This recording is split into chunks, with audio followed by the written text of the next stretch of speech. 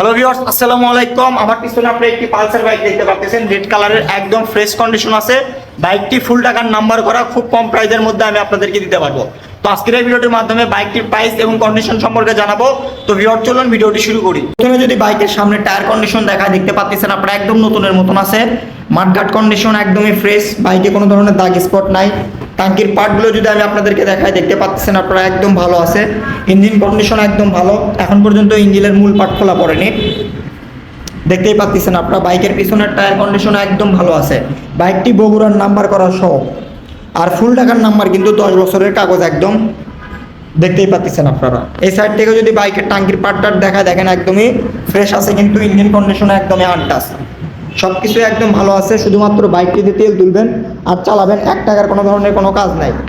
সামনের loose condition যদি আমি আপনাদেরকে দেখা দেখেন, একদমই ভালো আছে। দেখতেই পাচ্ছেন আপনারা,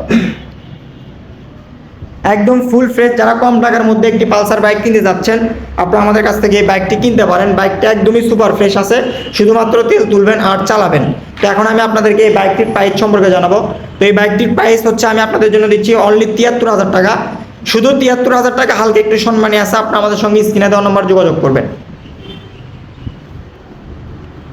তো ভিউয়ার্স, আজকের ভিডিওটি এই পর্যন্তই। আসসালামু আলাইকুম।